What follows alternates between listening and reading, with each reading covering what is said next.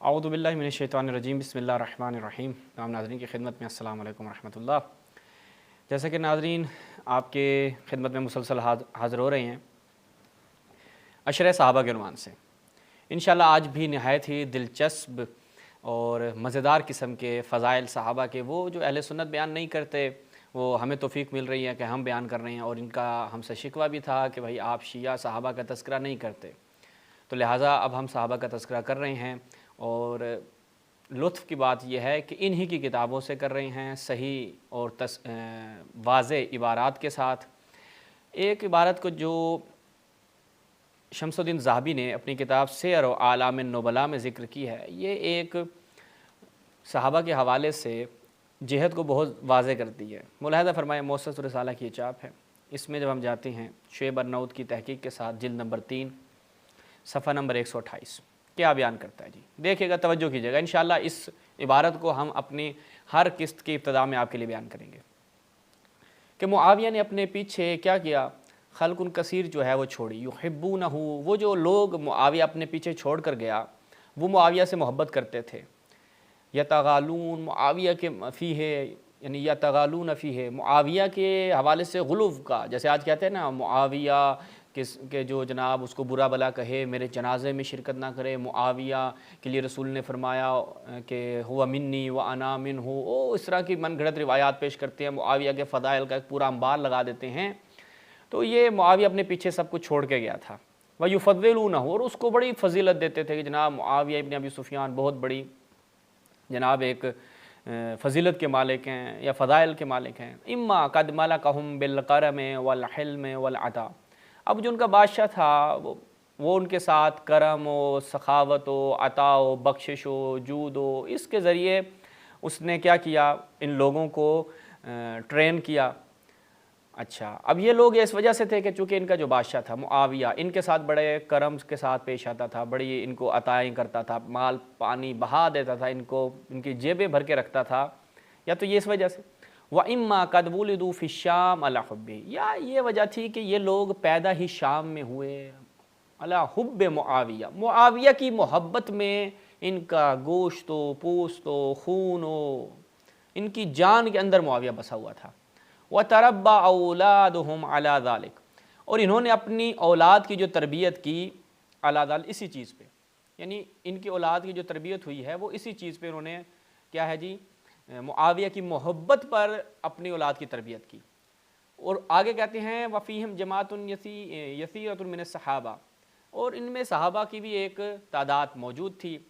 व अददुन कसीरुन, वहाँ पे यसीर, यहाँ पर कसीर, मिन ताबईन वल फज़ला, और जनाब खैरुल कुरून में से ताबईन की एक तादाद भी इन लोगों में शामिल थी। किन में, कि जो मुआविया की मोहब्बत में गुलूफ़ करते थे, उसे फजीलत देते थे, उससे मोहब्बत करते थे, तो ये इनमें सहाबा भी शामिल थे। वहारबू माहू अहल इराक, और इन्होंने क्या किया, इन्होंने जंग की अहल इराक के साथ, अमीरुल मोमिनीन के साथ जंग के लिए आए। वनशअू अलन नस्ब, इनकी परवरिश किन की, सहाबा की, व ताबईन वल फज़ला, इन ताबईन और फज़ला की परवरिश किस पे हुई, अलन नस्ब, ये पले बड़े ही किस पर है, नासबियत पर। ये नासबियत के दस्तरखान से खाने वाले सहाबा थे, तो लिहाजा सहाबा सारे जन्नती, सहाबा तो सारे कहाँ जाएंगे, आप कहते हैं जी जन्नत में जाएंगे, उनको बग़ैर हिसाब व किताब के खुदा के चुनीदा अफराद अशरे सहाबा। नऊज़ु बिल्लाह मिनल हवा, हम अल्लाह की पनाह मांगते हैं हवाए नफ्स से।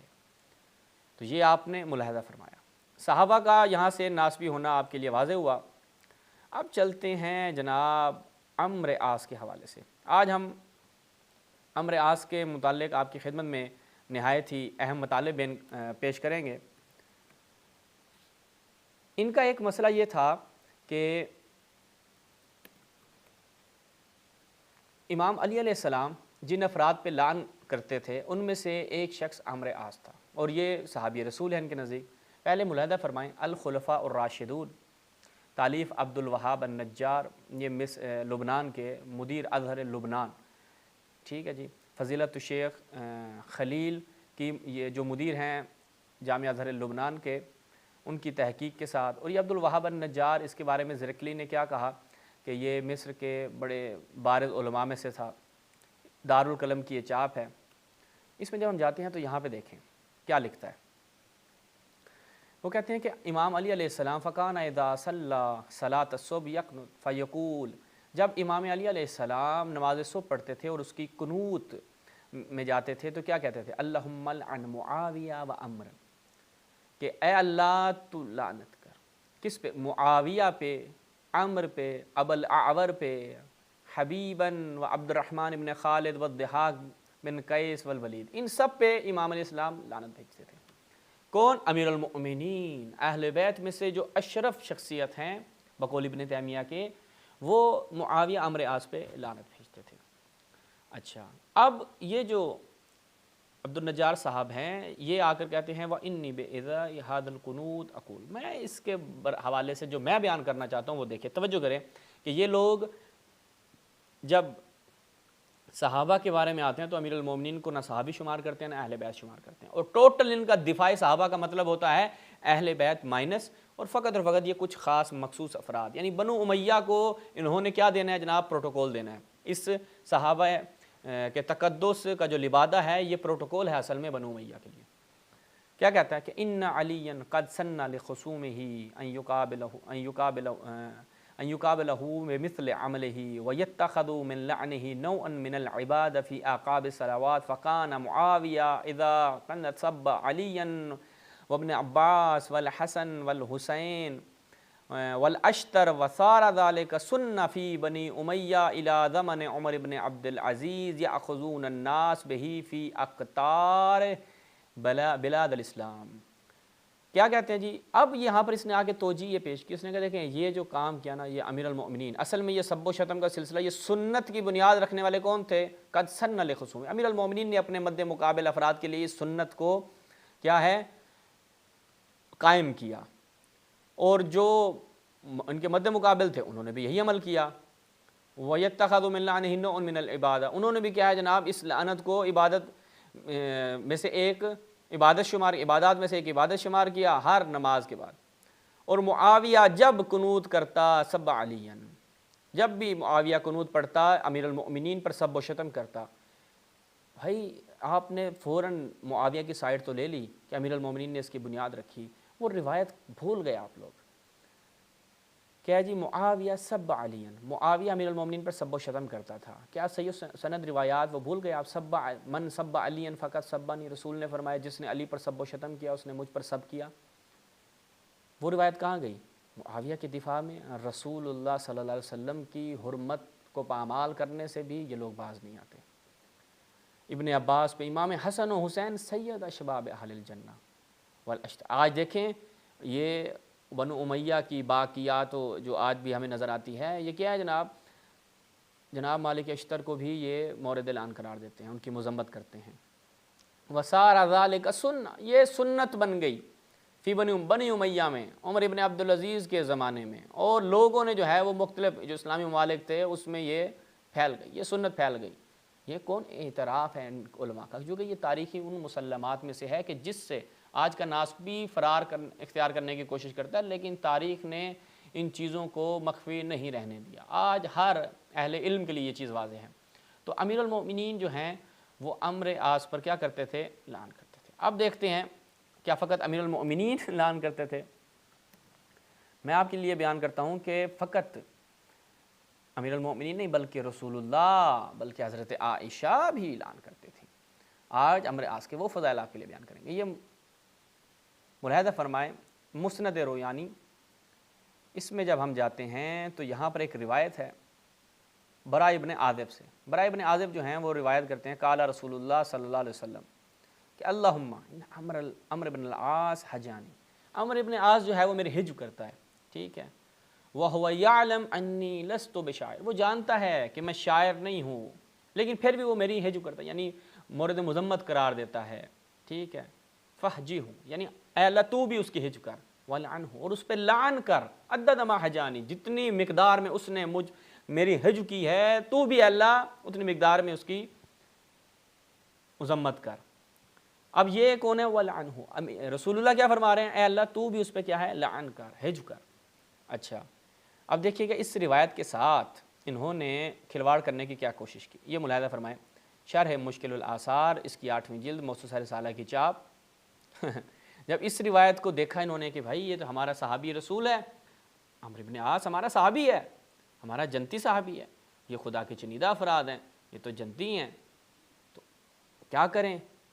پرانی روش ہے، کاٹ چھانٹ کر کے تحریف کرتے ہیں۔ جیسا کہ ہمارے سی ولی عصر چینل پہ ابو عماد بھائی ایک پوری سیریز چلا رہے ہیں مکتب ثقیفہ کی تحریفات، خیانتیں، کہ کتابوں میں انہوں نے کس طرح سے خیانتیں کی ہیں۔ آج ایک مسلمان جب تحقیق کرنے بیٹھے تو اسے پتہ نہ چلے، ایسی دستکاریاں کی، ایسی انہوں نے تدلیس کی کہ انہیں پتہ نہ چلے کہ بھائی صحابہ کی کیا کیا ان کے اعمال تھے، کیا کیا کرتوتیں تھیں۔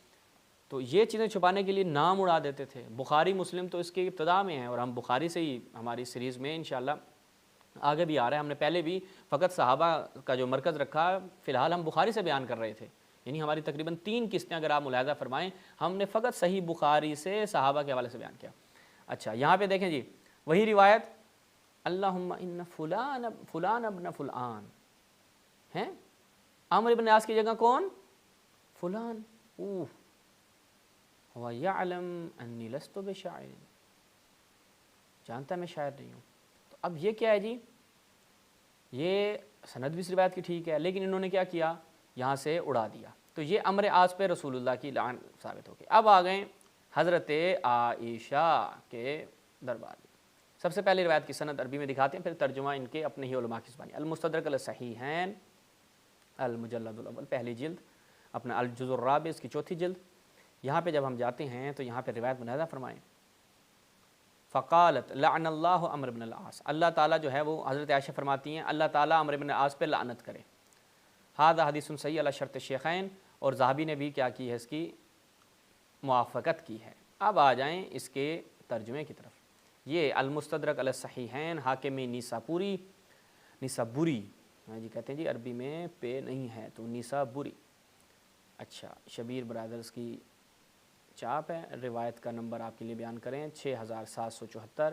اس میں جب جاتے ہیں تو روایت بڑی طولانی ہے، روایت جو ہے وہ بیان ہوتی ہے۔ اس کے بعد کچھ عرصے بعد المؤمنین کے یہاں اس بات کا حضرت علی نے عزو صدیہ کو قتل کر دیا، تو آپ نے مجھے حکم دیا جب تم کوفہ میں آؤ تو شہر جتنے لوگ اس معاملے میں شریک ہو جن کو تم پہچانتے ہو ان سب کے بارے میں مجھے مطلع کرنا۔ جب میں کوفے میں آیا میں نے لوگوں کو جماعت در جماعت پایا، میں نے المؤمنین کی جانب خط لکھا کہ ہر جماعت میں 10 آدمی اس میں شریک ہوئے۔ آپ فرماتے ہیں میں ان کی گواہی بھی المؤمنین کے پاس ہے۔ المؤمنین نے فرمایا اللہ تعالیٰ کی لعنت ہو عمرو بن العاص پر، کیونکہ وہ میرے بارے میں گمان رکھتا ہے کہ وہ مجھے مصر میں قتل کرے گا۔ ام المومنین کو صحابی رسول قتل کرے گا، حضرت عائشہ یہ سمجھتی، تو حضرت عائشہ لعنت بھی بھیج رہی ہیں کس پر؟ ایک صحابی رسول پہ۔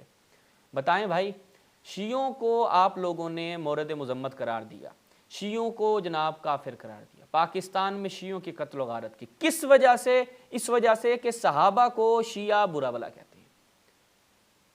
بھائی شیعہ برا بلا کہتے ہیں، شیعہ کچھ بھی ان کو کہتے ہیں، کوئی نہیں مانتے، لیکن اس سے پہلے آپ یہ دیکھیں کہ آپ کی کتابوں میں صحیح احادیث کے مطابق رسول اللہ نے صحابہ پہ عمرو بن عاص لعن کی، عائشہ نے لعن کی، امیر المؤمنین نے لعن کی۔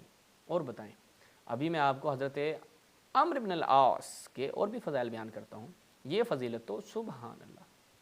ملاحظہ فرمائیں، تاریخ ابن کثیر، البدایہ والنہایہ، کس کی؟ ابن کثیر دمشقی، ابن تیمیہ کے شاگرد رشید، کیا بیان کرتے ہیں؟ زبردست مطلب۔ اچھا جی، وہ کہتے ہیں سن 3 ہجری میں ہونے والی جنگیں اور دیگر حالات و واقعات کا بیان۔ ابو سعد کو قتل کیے بغیر کیوں پلٹ آئے؟ یعنی اس بعض صحابیوں نے حضرت امیر المومنین کے سامنے جو ہے وہ ابو سعد بن ابی طلحہ جو مشرکین کا علمدار تھا وہ آیا، کاری ضرب لگائی، پھر واپس پلٹ آئے۔ جب ان کے بعد ساتھیوں نے ان سے پوچھا وہ ابو سعد کو قتل کیے بغیر کیوں پلٹ آئے، تو حضرت علی نے فرمایا وہ کمبخت زخم کھا کر میرے سامنے ننگا ہو گیا تھا، لہٰذا اس بے شرم پر مجھے دوبارہ تلوار اٹھاتے شرم آ گئی۔ ٹھیک ہے، تو یہ ابو سعد بن ابی طلحہ جو مشرکین کا علمدار تھا، اس مشرکین کے سردار سے اہل سنت کے جنتی اور میٹھے صحابیوں نے ایک سنت یاد کر لی۔ اس نے کہا جنگ میں اگر جان بچانی ہے اور بھاگنے کا راستہ بھی نہ ہو اور بندہ مارنے کے لیے اوپر آ جائے تو کیا کرنا ہے؟ ننگے ہو جانا ہے۔ کیا کیا؟ نیچے دیکھیں، اسی طرح जंग सिफ़ीन में जब हज़रत अली ने बुस्र बिन अबी अरतात सहाबी पर उसे कत्ल करने के लिए तलवार उठाई थी तो वो भी उनके सामने नंगा होकर खड़ा हो गया। सहाबी रसूल ने कहाँ से याद किया इस सुन्नत को? मुशरिकीन की अलमबरदार से। और अमीरुल मोमिनीन के सामने ये मौसूफ नंगे होकर खड़े हो गए और उस बेशर्मी को भी उस बेशरम को भी कत्ल किए बगैर पलट आए। ये बुस्र बिन अबी अरतात कौन है? सर्च करें, पता चलेगा आपको कि आपके सहाबी हैं। यही वाक़या एक बार हज़रत अली को जंग सिफ़ीन के दौरान ही अम्र इब्न आस के साथ भी पेश आया। वो भी इसी तरह हज़रत अली की ज़रब शदीद से बचने के लिए तहबंद खोल कर उनके सामने नंगा हो गया था। कौन? अम्र इब्न आस, सहाबी रसूल। क्या हो गया जी? नंगा हो गया। और उसे भी हज़रत अली ने बग़ैर कत्ल किए छोड़ दिया और उसके सामने से पलट कर वापस चले आए। आपके सहाबा तो मैदान जंग में बरहना हो जाते थे, नंगे हो जाते थे। अब बताएं भाई ये क्या हो रहा है? ये कहाँ से आ रही हैं बातें? आपकी किताबों से। शियों को क्यों मोरद मज़म्मत करार देते हैं? ये जो इसके पीछे फ़लसफ़ा है वो ये कि ताकि इन चीज़ों को छुपाया जाए। जब चोर चोरी करता है तो वो शोर डालकर दूसरे किसी शख्स को लोगों के निशाने पे लाना चाहता है और ख़ुद को बचाना चाहता है। ये भी यही रविश अपनाते हैं। तो लिहाजा ये जो सहाबी रसूल हैं इनके मुतालिक आज आपकी खिदमत में बयान किया। इंशाअल्लाह अगली किस्तें आ रही हैं, उसमें बहुत ही दिलचस्प मतालिब आपके लिए बयान होंगे। इसी तसलसल के साथ आप मुलाहज़ा फरमाते रहिएगा। इजाज़त चाहते हैं। वस्सलामु अलैकुम व रहमतुल्लाह।